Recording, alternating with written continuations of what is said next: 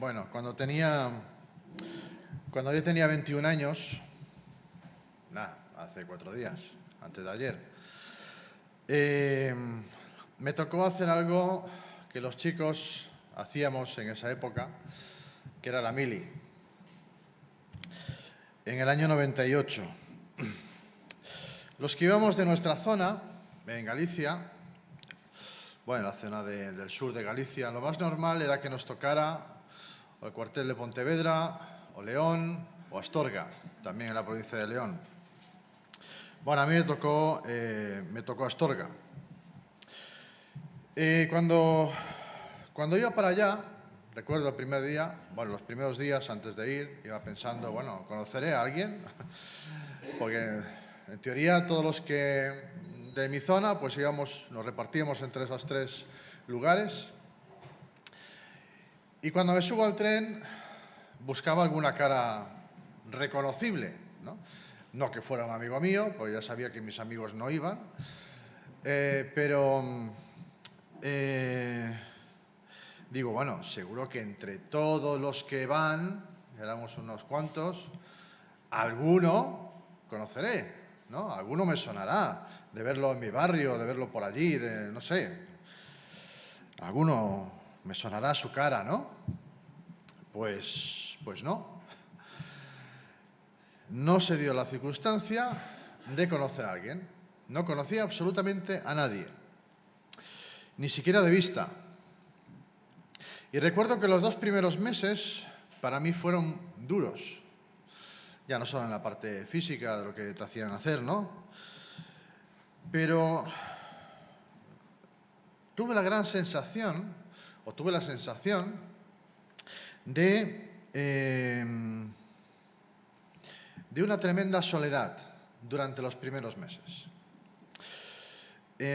Bueno, a pesar de que enseguida empiezas a conocer gente, empiezas a interactuar, empiezas a tener compañeros, ya un poco amigos, ¿no? Pero a pesar de ello, a pesar de que conocía gente, sentí una gran soledad. Éramos unos 300 y pico, 400, no demasiados tampoco. Pero sentí una gran soledad cuando estaba allí. De hecho, nunca antes la había sentido y nunca después la he vuelto a sentir de una manera tan profunda como en aquel momento, ni de una manera tan intensa. Y en esos momentos vino a mi mente un texto en Hebreos. En aquel momento no sabía dónde estaba exactamente el texto. No me acordaba el lugar de la cita. Después comprobé que era Hebreos 4:16. Es muy conocido por todos. Ahí el autor de Hebreos utiliza la primera persona del plural. Dice, por tanto, acerquémonos confiadamente al trono de la gracia para alcanzar misericordia y hallar gracia para el oportuno socorro. Sin embargo, cuando vino a mi mente, vino como una orden. Acércate al trono de la gracia. Acércate. Bueno, ahí tuve un proceso, ¿no? Pero al final, y es ahí donde quería llegar, no os voy a contar batallitas.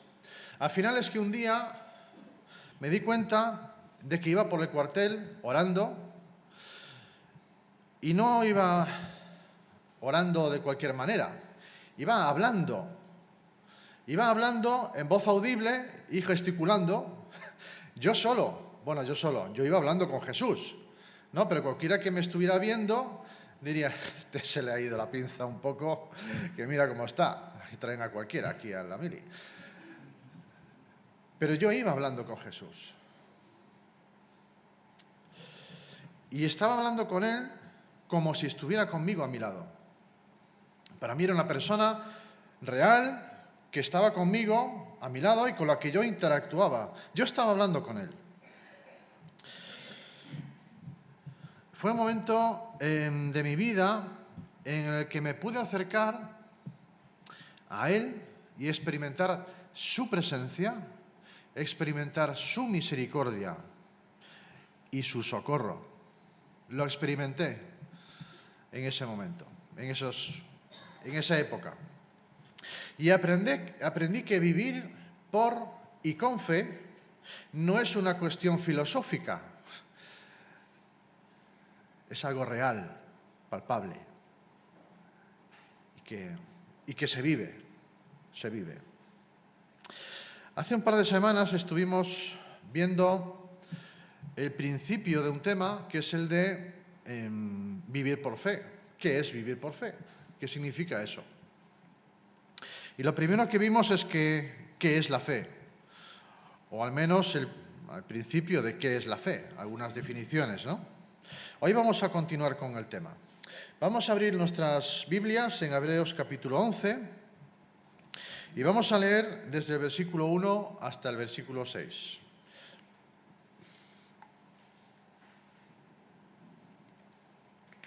Hebreos capítulo 11, desde el 1 hasta el 6. Dice: ahora bien, la fe es la certeza de lo que se espera, la convicción de lo que no se ve, porque por ella recibieron aprobación los antiguos.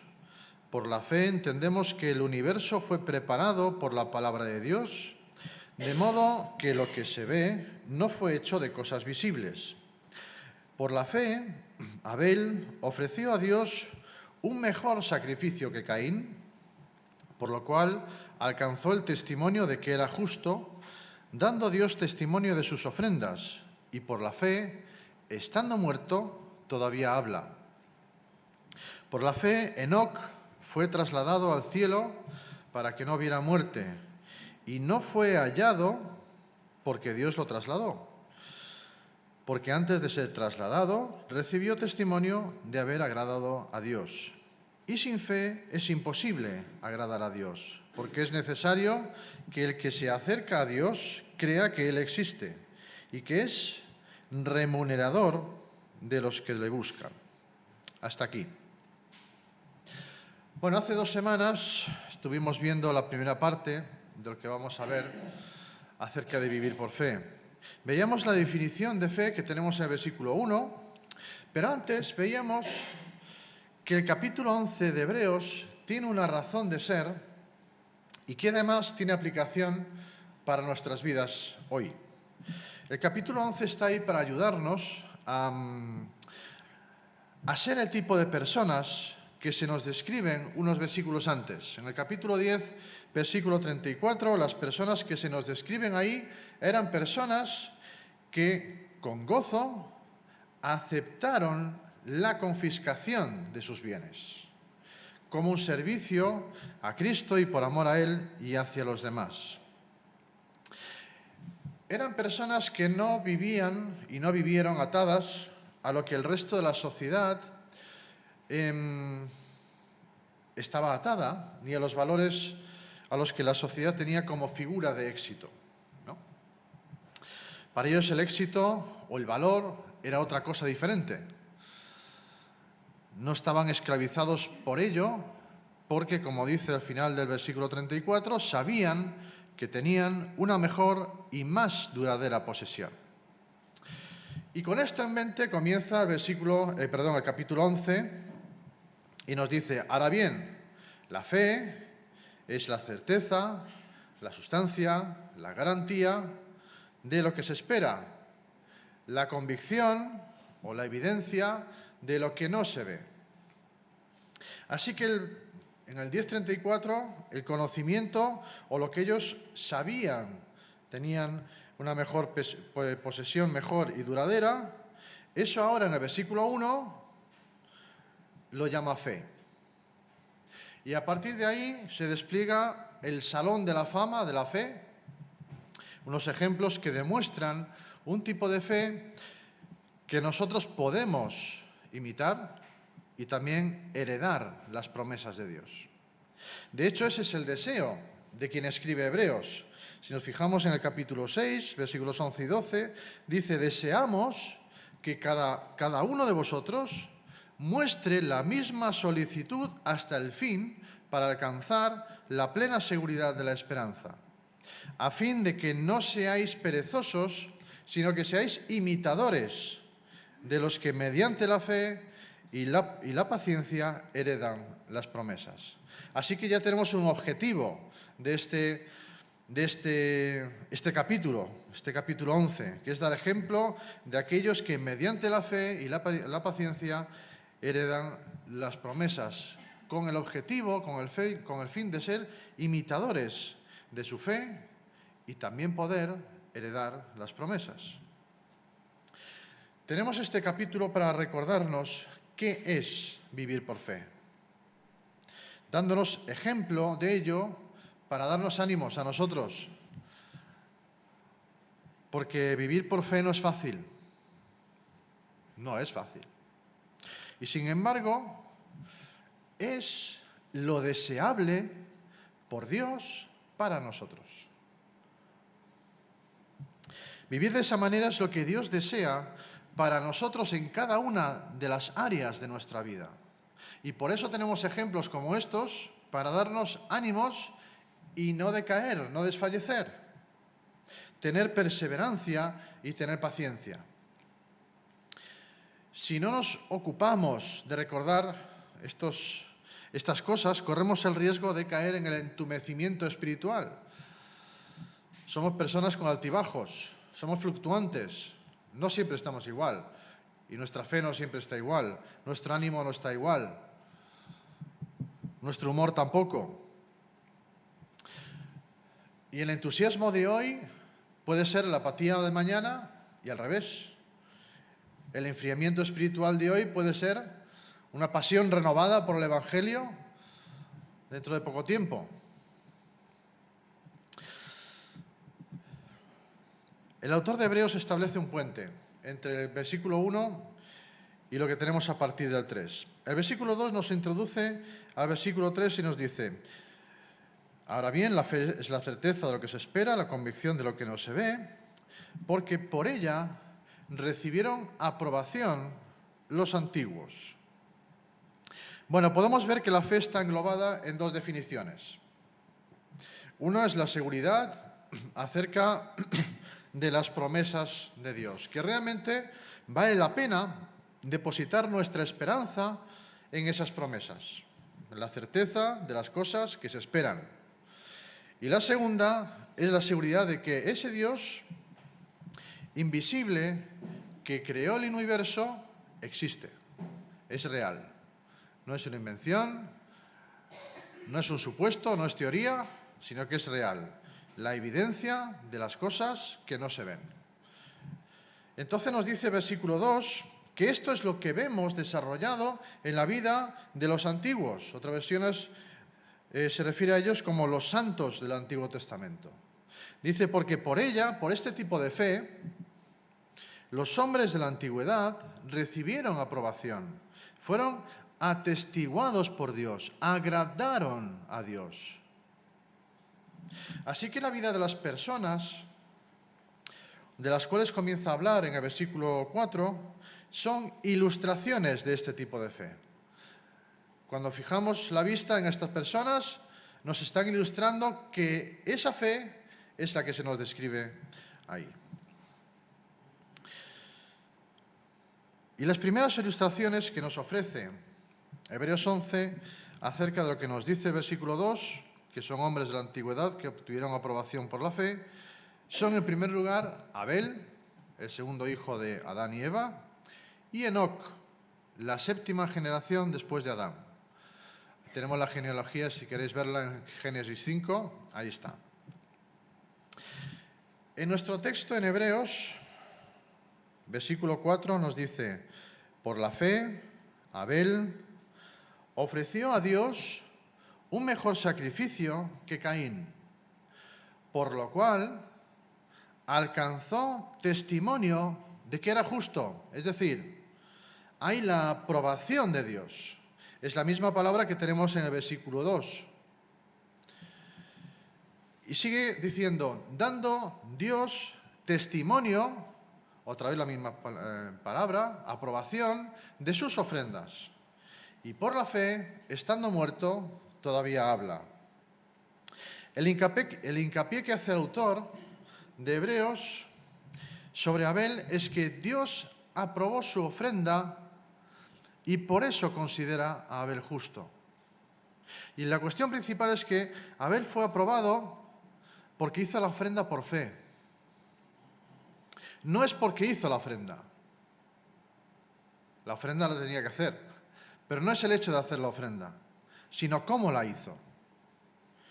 Su acción expresó lo que él hizo, expresó de una manera práctica la certeza de lo que se espera, la convicción de lo que no se ve. Y después el versículo 5 nos da el ejemplo de Enoc. Nos dice, por la fe Enoc fue trasladado al cielo para que no viera muerte, y no fue hallado porque Dios lo trasladó. Porque antes de ser trasladado, recibió testimonio, otra vez la misma palabra, recibió la aprobación de haber agradado a Dios. Dos veces nos dice en Génesis 5 que Enoc caminó con Dios. Dos veces. Génesis 5:22 nos dice que Enoc anduvo con Dios 300 años después de haber engendrado a Matusalén, engendró hijos e hijas. El total de los días de Enoc fue 365 años. Y ahora vuelve a repetir, y Enoc anduvo con Dios y desapareció porque Dios se lo llevó. Por eso el escritor de Hebreos dice que Enoc agradó a Dios. Y la conclusión a la que llega el autor es que, bueno, entonces tuvo que ser por la fe, que Enoc fue bendecido con el hecho de ser llevado por Dios al cielo. Pero curiosamente, cuando nosotros miramos la historia de Abel y la historia de Enoc, la palabra fe no aparece por ningún lado. No se nos dice. Sin embargo, el autor de Hebreos establece una relación. Él ve fe en las historias de Abel y Enoc, no porque se mencione, sino porque agradaron a Dios. Y no existe otra manera de agradarle si no es por la fe. El versículo 5 termina diciendo que Enoc obtuvo el testimonio o la aprobación antes de ser llevado por Dios de que le agradaba. Es decir, caminó con Dios y eso agradaba a Dios. Entonces el versículo 6 se hace eco de esta afirmación del versículo 5 sobre que Enoc agradó a Dios y dice, sin fe es imposible agradarle. Es imposible. No es por la calidad de los cultos, ni por la profesionalización del pastor, ni es por la cantidad de oraciones, ni por la cantidad de canciones. No es el qué, sino el cómo.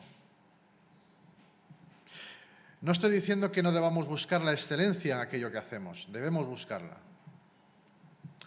Sino que hacer más cosas no demuestra que tengamos más fe. Quizá ante los demás sí, pero ante Dios no. Ante Dios no. No es aquello que hacemos, sino lo que hay en nuestro corazón cuando lo estamos haciendo. Quizás sería bueno que nos preguntáramos de forma individual, de forma personal, si nuestra fe es un tipo de fe que agrada a Dios en primer lugar, o es una fe de andar por casa. Quizá los cristianos en general, no hablo de Pinar del Río solo, hablo de mí también, los cristianos en general tendríamos que hacer esta pregunta. ¿Vivimos hacia los demás o es la opinión de Dios la que nos importa?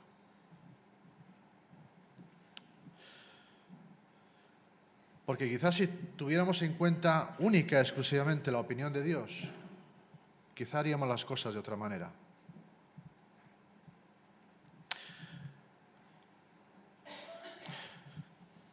Pero en nuestro texto todavía no hemos llegado al fondo de la cuestión. Podríamos quedarnos ahí y ya está, nos quedamos, no pasa nada. Pero el texto del versículo 6 continúa y nos hace subir otro escalón. Nos dice, Enoc agradó a Dios y sin fe no podemos agradarle. Enoc y Abel tuvieron fe y actuaron por fe. Por eso son una ilustración del principio que vemos en el versículo 2, que recibieron aprobación por parte de Dios. Pero, ¿de dónde saca el autor de Hebreos que sin fe es imposible agradar a Dios? ¿Cuál es la base de esa afirmación? ¿En qué se basa para llegar a esa conclusión? ¿Por qué sin fe es imposible agradar a Dios? En la primera parte del versículo 6 nos dice, sin fe es imposible agradar a Dios. Y justo después nos da la base de su argumentación. Dice, porque el que se acerca a Dios debe creer que Él existe. Y además, otra cosa más, que es galardonador de los que le buscan. Por eso llega a la conclusión de que solo por la fe podemos agradar a Dios. Hay dos partes en esta frase. Primero dice que la fe, esa convicción y esa certeza, cree que Dios existe. No solo lo cree, sino que lo sabe. Es una convicción, es una certeza. Tiene la convicción, tiene la certeza, tiene la garantía y la evidencia de que Dios existe. No es una ilusión, es convicción y es certeza. Segundo, dice que la fe, esa convicción y esa certeza, cree que Dios es galardonador, que recompensa, que premia a los que le buscan. Y la fe es estas dos cosas. Y esto sí agrada a Dios. Dios es real, Dios es personal. Es para todos, por supuesto, para todo el mundo. Pero la relación con Dios es algo personal, que se disfruta de tú a tú con Él, con contacto, y se disfruta caminando con Él. Este texto está aquí para que conozcamos a Dios, para que nos acerquemos con confianza al trono de la gracia, para encontrar misericordia, para encontrar el oportuno socorro. Este texto está ahí para que nosotros no desfallezcamos, para que tengamos la certeza y la confianza, la convicción de que es real, de que no es una ilusión. Y las personas que hemos experimentado el poder caminar con Él, que hemos experimentado y hemos palpado la presencia de Dios, no nos pueden quitar eso.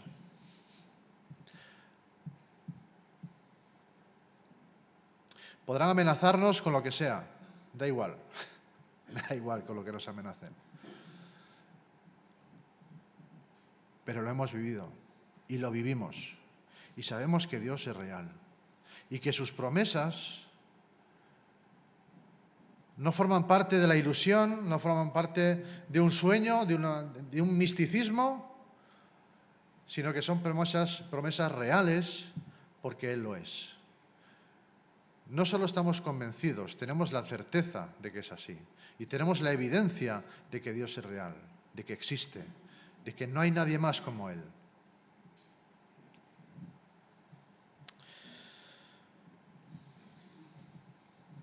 Hebreos no nos dice por qué Dios se complace en esto. Dice que lo hace, que se complace, que Dios es así, que esa es su forma de ser, que la complacencia que siente, que tiene, forma parte de su naturaleza. Rebosa tanto de todo que se complace en dar. Mucho más de lo que nosotros podamos pedir. muchísimo más. Y su complacencia forma parte de Él mismo. Se complace en eso.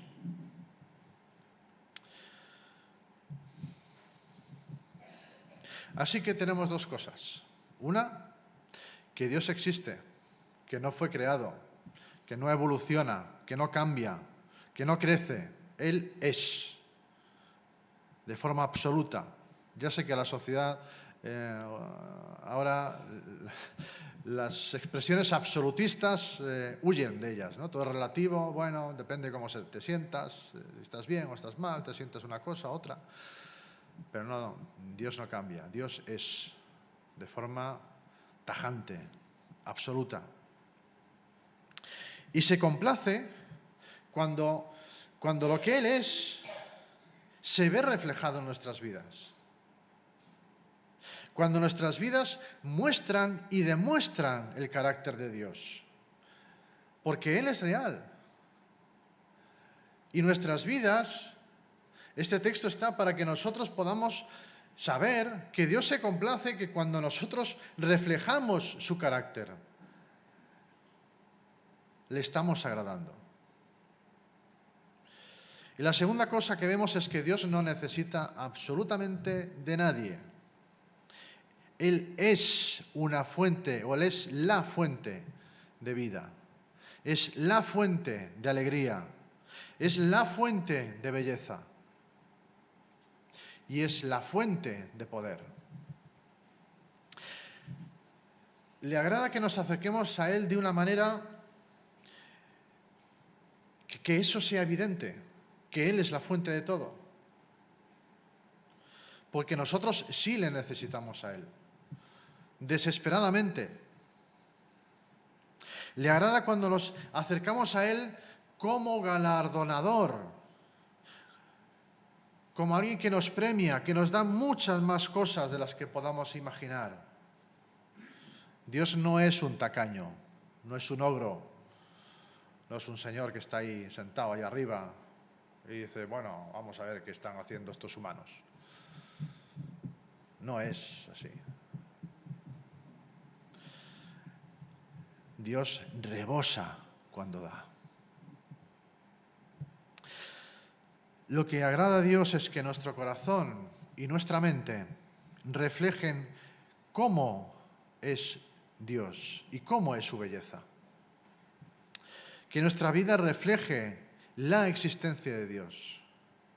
Y no solo que Dios existe, sino que Dios existe en nosotros, que Él es real en nosotros y que es gratificante. Dios es gratificante. Eso es lo que agrada a Dios y eso es la fe. Para terminar ya, hay una relación entre el versículo 1 y el versículo 6.